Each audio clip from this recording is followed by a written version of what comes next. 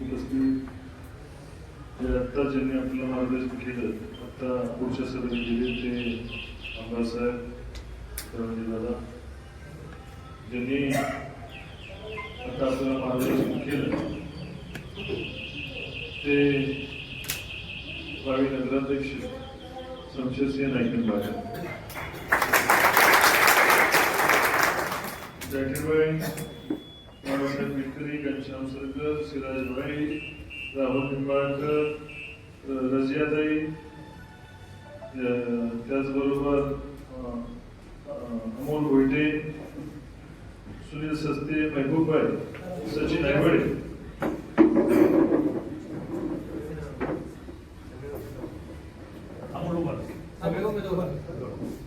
उपस्थित सर्व व्यापारी बंधू, सावकार विजय कडमुटे, विजय अनिल शेठ, विष्णू सूड, अशोक शिंदे, विजय कुमटेकर, सागर भाऊ, वैभव शेख, रुपेश शाह, सुदीप गांधी, विकी रावळ, दादा बाबुरे, टाळकुटे बाबा.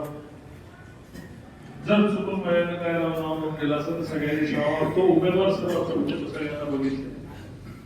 आता ही 21 वर्षाची माझी लेख गौताला वाटलं का आपण पहिल्यांदा आरसी मुलगी या ठिकाणी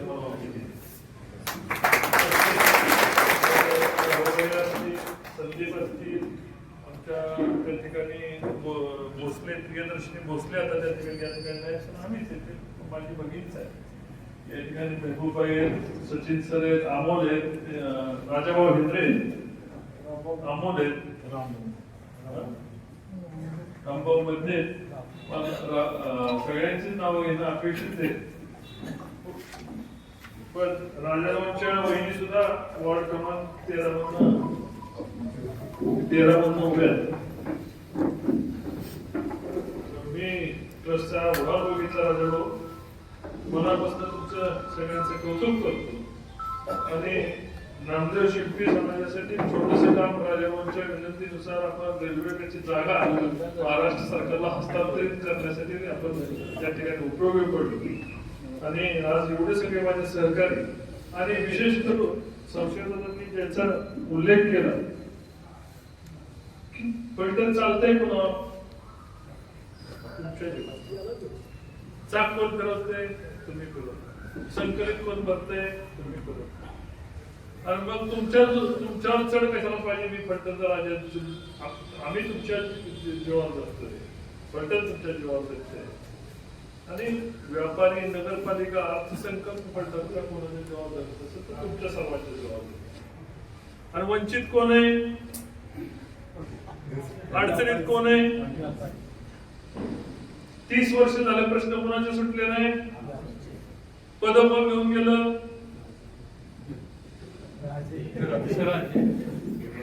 कधीच मलाही कधी कधी कळत नाही की ज्यांच्या जीवावर पद घेतली, तुम्ही मोठे केलं, खात्याला त्यांना पालखीला भोई झालं. नुसतं पालखीला भोई झालं नाही, मोठमोठे मुख्यमंत्र्यांपेक्षा मोठी पदे मिळाली. 15 वर्ष मंत्री, 10 वर्ष सभापती, अनेक अशी 25 वर्ष 30 वर्ष कृष्णा मोरेच्या उपाध्यक्षापासून लालदेवीच्या गाडीत असणारी मंत्री. शमशेरदादांनी जे मला आता सांगितलं हे विचार माझ्या कधी नव्हते डोक्यात आले. 100% ऍडमिट होणार.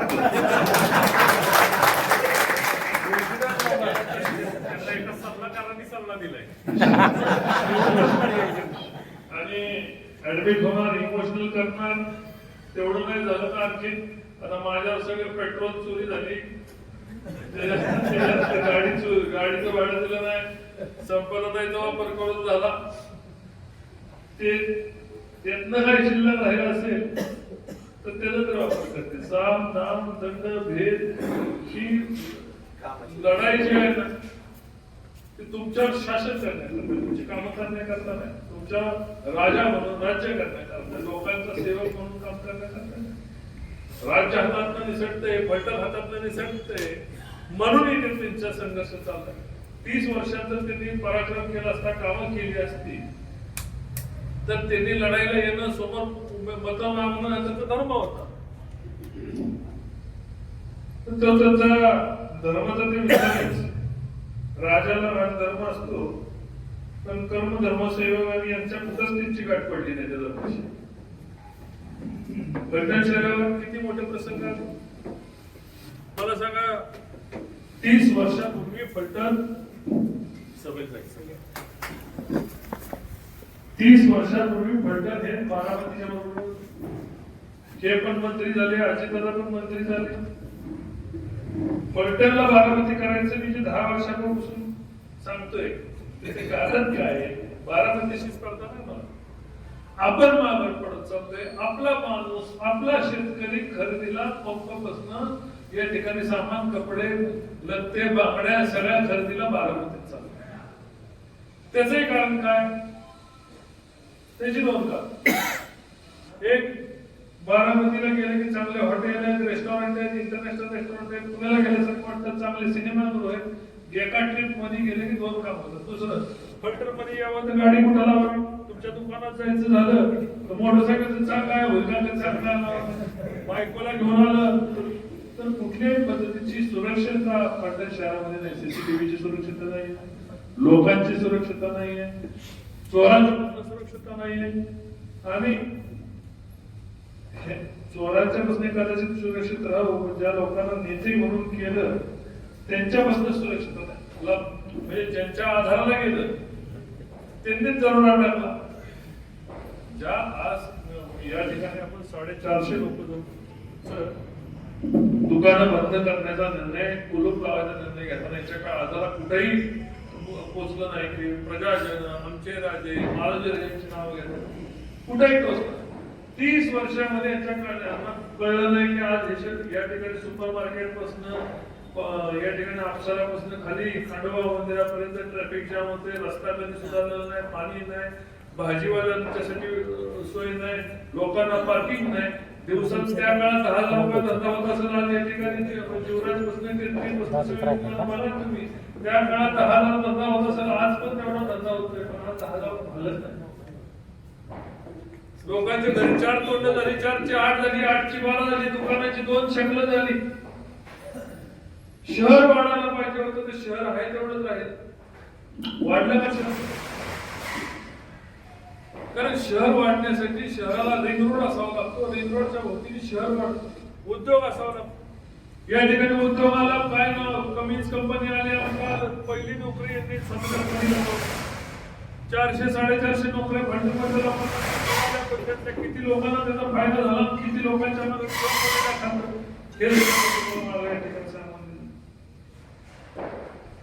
अरे कधीतरी तर पुढे व्यापाऱ्यांच्या अडचणीला पुढं नाही, समस्येला पुढं नाही, लोकांच्या दुःखात नाही. आता नवीनच त्याचा 25 वर्षापूर्वी 20 वर्षापूर्वी नगरसेवक राहिलेला पगार परत पुढे केला. जुनं नाव घासून पुढे काढलं. तर नगरपालिका विचारायला माहित नाही महानगरपालिका आहे ही परिस्थिती. फॉर्म भरले आपण निदान लाज खातात ते म्हणतो मी जनसेवक आहे, समाजसेवक आहे. लाज खातात ते म्हणाल का नाही, ते म्हणतो मी फलटणचा राजा आहे. आता राजा म्हणून तुम्ही तुमची कर्तृत्व काय केलं काय नाही हे फलटण शहराला मी नव्याने सांगायची गरज नाही. कालच या फलटण शहरामधला क्रांतिकारी निकाल झालेला आहे. कोर्टाने निकालानंतर तुमच्याकडे सगळ्यांना आले असेल. फलटण शहराचं विमानतळ सुद्धा ह्यांनी विकायला काढलं होतं. मागितलं तर विमानतळ मी या ठिकाणी आभार मानतो. का आभार मानतो. चांगला वकील दिला नाही त्या विमानतळ यांनी खोटी कागदपत्र घेऊन विमानतळ ताब्यात घेतलं. आज या ठिकाणी संजीव बाबांचं स्टेटमेंट आहे की आता ते गेलं आम्ही केस हारले ना कोर्टात, आता आम्ही तिथं ग्राउंड करू. ग्राउंड करायला तुमच्या मालकीत जागा आहे. ती महाराष्ट्र विमानतळ प्राधिकरणाची जागा आहे. किती लोकांना फसवायचं. मग विमानं उतरू शकत नाही तर विमानतळ केलं कसं. इंग्रजांच्या काळापासून विमानतळ केलं कसं. त्या ठिकाणी भविष्यात छोटी विमानं, मोठी विमानं उतरू शकत नाही मलाही माहिती, पण छोटी विमानं कोल्हापूरच्या धर्तीवर, सोलापूरच्या धर्तीवर छोटी विमानं या ठिकाणी उतरावी. या ठिकाणी नाईकवाडीला आपण MIDC करतोय. जर उद्योगपतींची विमानं त्या ठिकाणी उतरली आणि त्यांना मुंबईवर त्यांना विमान सापडलं तर इथं कारखाना काढ करणार. 8 तास प्रवास करून कोण येणार आहे. विमानतळ चालू करायची का आपल्याला हौस आहे का. पण शहराच्या मध्ये पुण्यात विमानतळ आहे, मुंबईत शहरात मध्ये विमानतळ, इथं विमानतळ चालू करायला अडचण काय. 14 वर्ष विमानतळ कसं 15 वर्ष गिळायचं. आमची जागा होती, या होतं, कोर्ट आमचं होतं, हे होतं. तर नारळी बाग खाल्ली, गोळीबार मैदान खाल्लं, खाल्लं का नाही? पोरांना खेळायला जागाय का नाही ना? मग आता संघर्ष करून आपण विमानतळ वाचवलं, हिंदी स्टेटमेंट दिलं की विरोधक त्या ठिकाणी चुकीची बातमी देत आहेत, आम्हाला आता तिथं खेळाचं मैदान करायचं. खेळाचं मैदान तुम्ही ठेवलं नाही. खेळाचं मैदान तुमची पोरं खेळायला मुंबई पुण्यात जाते, आमच्या गोरगरिबाच्या पोरांना खेळायला फुटबॉल खेळायला मैदानाचे गोळीबार मैदान कोणाचं आहे? सरकारचं आहे. त्याच्या बाजूने 4 बाजूने कॉम्पॉट आहे ना, आमचं गोळीबार मैदान. गोळीबार मैदान नाही आपलं, हे गडसोली मैदान लोकांचं मैदान आहे. पोरांच्याकडे पैसे घेतात, जत्रा यात्रेकडनं पैसे घेतात आणि लोकांच्या मालकीची हे जागा त्यांनी स्वतःच्या मालकीच्या म्हणून दाखवतो. दुर्दैव असे आपल्या पण माणसाचं करायचं काय? आपल्याला जर एखाद्या ठिकाणी कुत्रं चावलं तर परत भाकरी घेऊन जातो भाऊ त्याला नाही जात ना. मग 6 वेळा आपण भाकरी दिली, बाबा नाही ही चावतंय, काम करत नाही, लचका तोडतंय. बारकीशी मुंगी असते, मुंगी, तर मुंगीला दिवसल्या मुंगी काय करते? चावते. मग तुम्हाला एवढ्या वेळा दिवसला तुम्ही मतात तरी चावला बाबा. आपण भावनिक होतो. आपण जसं आता संशोधनाने म्हटल्याप्रमाणे नवीन नाटक काहीतरी फलटणला अंक येऊ शकतो, कारण पात्र नवीन नाटक नवं काही येऊ शकतं. पण फलटण शहरातल्या लोकांनी आपल्याला ठरवलं संशोधनाच्या आणि आता इथं 27 नगरसेवक 28 लोक उभे राहणार आहेत. या 28 निवडून येणार आहे मला खात्री. कारण विधानसभेला आमदारांना 74% मतं पडली, मला 75% पेक्षा 76% आसपास मला मतं पडली. लोकांनी निर्णय घेतला बदलायचा. आमदार निवडून आला असता का त्या शिवफलटणचा? आता त्यांच्यापाशी मतं किती राहिली? 22-23. ती कधी आमदार केलं, त्यातनं नंतर एवढे प्रवेश झाले, मतं कुठं जाणार आहे? 18% खाली आली पाहिजे, डिपॉझिट जप्त झालं पाहिजे, ही परिस्थिती आहे. डिपॉझिट जप्त व्हायची परिस्थिती. मी तुम्हाला मगाशी म्हटलं बारामतीच्या प्रगतीला आपल्याला अडचण नाही, पण बारामतीच्या मागे राहण्याची आपल्याला. मी पाण्यासाठी का संघर्ष केला? जर पाणी आपण 13 दिवसाचं पाणी वळवलं नसलं, आता सगळ्या ठिकाणी कॅनलचं काम 4000 कोटी रुपयात आणले ना, ते पाणी आता वर्षभरात खेळत लोकांची पिकं लागतील, पिकं लागली तर लोकांच्याकडे पैसे येतील, पैसे आले तर बाजारपेठ चालेल. चक्र फिरलं पाहिजे. हे चक्र फिरण्यासाठी आपण ते बारामतीकरांशी संघर्ष केला. पवार साहेबांशी महागात पडला. मला पडा 100 कोटी 200 कोटी रुपये किती पैसे कोणी टाकले तुम्हाला माहिती, सगळ्यांनी टाकले. कारण मी बारामतीकरांना म्हटलो, पवार साहेबांच्या भांडणी केली, पाणी आपलं हिंदी दिलेलं पाणी मागण्यात ह्यांनी त्या 25 वर्ष पाणी करून ठेवलं होतं. पाणी लोणंद पर्यंत आलेलं पाणी बारामतीला वापरतो, आता पाणी ते फलटणला येते. धोंबलपडी नावाचा कालवा 1988 साली त्याची मंजुरी मिळाली. म्हणजे धोंबलपडी आम्ही केली, तुम्ही केली.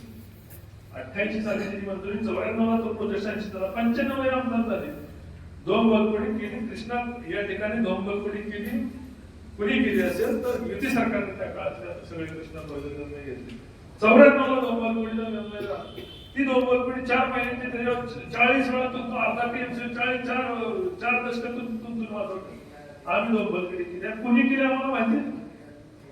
त्या धोंबलपडीला 4 वर्ष 12 महिने करण्याचं काम रणजित निंबाळकरला करावं लागलं. आता 2 कॅनॉल जगामध्ये पहिल्यांदा 2 कॅनॉल जोडल्या गेलेत आणि आता या वर्षीपासून धोंबलपडी 12 महिने चालू होईल. पाण्याचे प्रश्न सोडवले. रस्ता तुम्ही आता बारामतीला जाता ना, रस्ता जाण्याकरता नाही केला, आणण्याकरता केला. रणजित निंबाळकर विश्वास ठेवून दाखवा. बारामती 5 वर्ष द्या. बारामतीकरांना या ठिकाणी आपल्याला खरेदीला एवढ्या चांगल्या सुविधा आपण दिल्या तर ती का नाही येणार? त्यांनाही चांगल्या भटक्यांनी पाहिजे, शहराच्या बाहेर यायला पाहिजे. त्यांनाही आणण्याकरता आपला रस्ता केला. आसूला कोण गेलं ना एवढ्यात? कोण गेलं? तुम्ही गेलं आसूला गेलं, बघितलं ना आसूकडनं फलटण. गिरवीला कोण गेलं ना? बघितलं गिरवी फलटणचा कसा रस्ता केला. पंढरपूरला कोण गेलं ना? गेलो ना पंढरपूरचा रस्ता चांगला लागला. पुण्याचा रस्ता कसा केलाय बघा, आदरकीचा रस्ता केलाय बघा, पुशेगावचा रस्ता कसा केलाय बघा, उपळाव्याचा रस्ता कसा केलाय. फलटण मध्ये कुठेही रस्ते सगळे चांगले केले. आता म्हणतात का आम्ही केलं. आर्थिक साख हे इथे उपस्थित आहे. जे फलटण शहराला फलटण शहर म्हणून नावारूपाला आणणारं चाक ते उपस्थित आहे. आणि या चाकाला जी जी बैलगाडी लागते किंवा जी गाडी लागते ती गाडी तुम्हाला दमाची पाहिजे, काम करणारी पाहिजे, वजन उचलणारी पाहिजे. आता विकासाचं जे काय फलटण शहराला 30 वर्षामध्ये जी अवस्था या लोकांनी करून ठेवलेली आहे, ही अवस्था आम्हाला आता व्हायची आहे. आणि ही अवस्था वाहून कुठेतरी फलटण शहराच्या हद्दीच्या बाहेर घेऊन टाकायचे आणि फलटण शहराला पूर्ण नवीन स्वरूप आणि फलटण शहराला नवीन नावारूपाने आम्हाला फलटण शहर निर्माण करायचे. आणि हे निर्माण करताना हे आर्थिक फलटण शहराचा चाक, की फलटण शहराचा व्यापारी, फलटण शहराचे सर्व नागरिक यांनी जे काही चुकीचं झालेले, जे काही चुकीचं घडलेलं हे तुमच्या समोर आहे. आता हे आमदार साहेबांनी सांगितलं की जे काही घडलेले ते सांगितलं, विविध वक्त्यांनी सांगितलं असेल, पण हे परत चालू ठेवायचं का? हे परत आज माझं वय वर्ष 50 आहे, खासदारांचं वय वर्ष माझ्यापेक्षा 2 वर्षांनी लहान, आमदार माझ्यापेक्षा 4-5 वर्षांनी मोठे, राजे माझ्यापेक्षा 10 वर्षांनी 9 वर्षांनी मोठे. मला सांगा की अजून 10 वर्ष, 5-10 वर्ष पुढच्या पिढीला आज ज्या विवंचनात फलटण शहर आहे, आज ज्या विळख्यात फलटण शहर आहे, कचरा आहे, खड्डे आहे, पाण्याची दुरवस्था आहे, ह्या अवस्थेमध्ये तुमच्या पुढच्या पिढीला ठेवायचे का? हा आता तुम्ही तुमच्या मनाला विचारायचा प्रश्न आहे.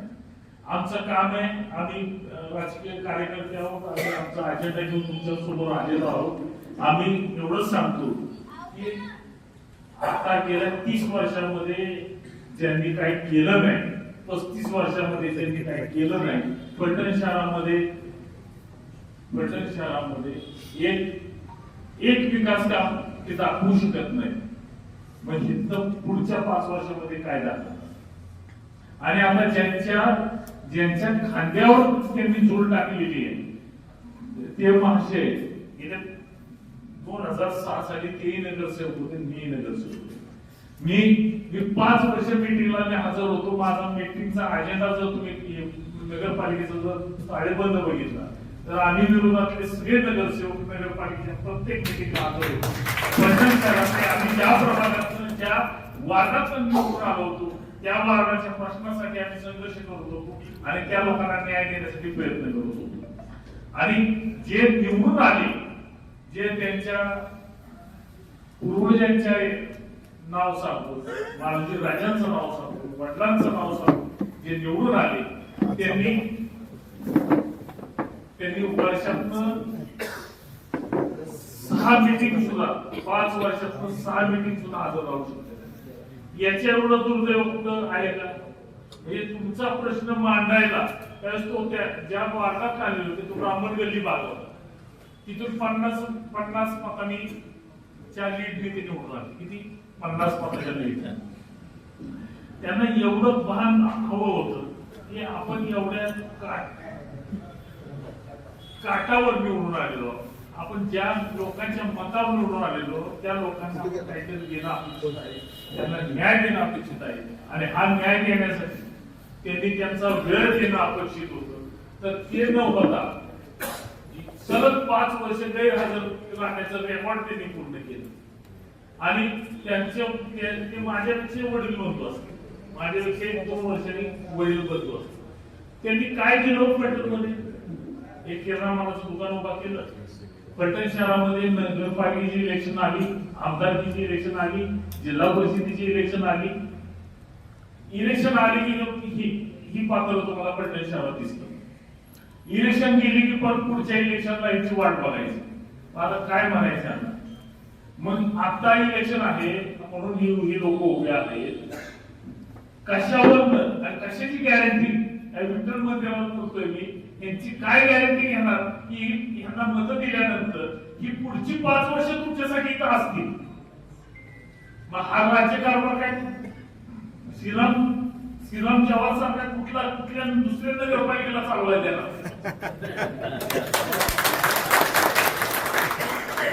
का माधुजी राजे सारखी बुलढाणा आपणला चालवायला देणार?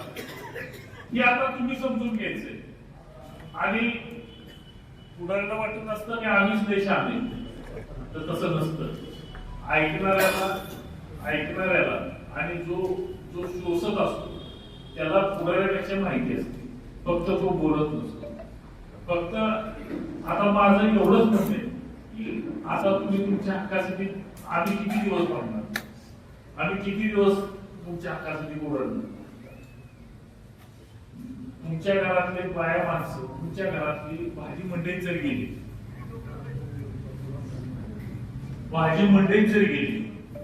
तर भाजी मंडईमध्ये गेल्यानंतर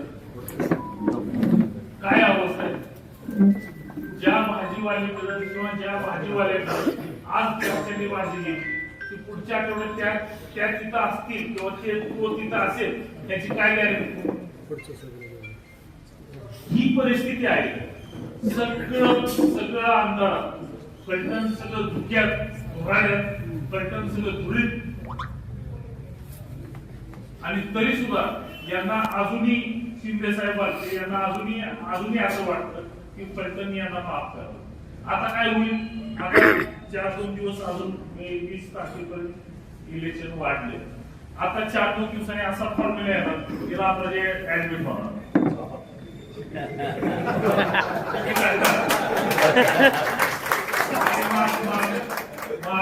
माझं शेवटचं स्वप्न आहे कमरे एवढं लागते, आता डोके एवढं आग हे घडून आहे. आणि हे घडणार, हे तुमच्या समोर येणार. हे असे प्रकार, असे चाळे होणार. दाखवायला काय नाही, पराक्रम दाखवायला काय नाही. त्यामुळे साम दाम दंड भेद आता सगळं झाले. आता कूटनीती राहिली आणि कूटनीती वापरण्याचा प्रयत्न आता होणार. तुम्ही तुमच्या प्रपंचाकडे बघा, तुमच्या मुलाबाळांकडे बघा, आपल्या व्यवसायाकडे बघा. 30 वर्षांमध्ये आपलं दुकान घेऊन दुकानात एवढा माल होता. आज आपल्या दुकानात माल किती आहे? आणि जर दुकानात गिराईक येतंय, पूर्वी किती गिराईक येत होतं, आज किती येतंय हे समजून घ्या. जे पलटण शहरात कर करायचे म्हणजे डिमांड सारखी वस्तू, डिमांड सारखं सेंटर ते का आत्ताच आलं? यांना माहिती की आता हा आपला शेवटचा आपण जातोय तर पहिल्यांदा ह्या पलटण शहराचा आर्थिक चाक मोडून काढू आणि मगच येतं पलटण बनवतो. आणि ते आर्थिक चाक मोडण्यासाठी खासदार साहेब राजे हा प्रयत्न सुडबुद्धीने हा प्रयत्न या पलटणमध्ये घडलेला आहे. आणि यासाठी तुम्हा सगळ्या व्यापाऱ्यांना या आर्थिक चाकांना एक संघ, एक मताने, एक दिनाने उभं राहायचे. योग्य वेळी योग्य मार्ग स्वीकारले जाते. तुमच्या पाठीशी आमचे कुटुंब, आमचे सर्व नेतेगण तुमच्याही पाठीपेक्षा तुमच्या पुढे 2 पावलं उभे राहतील हे एवढं सांगतो.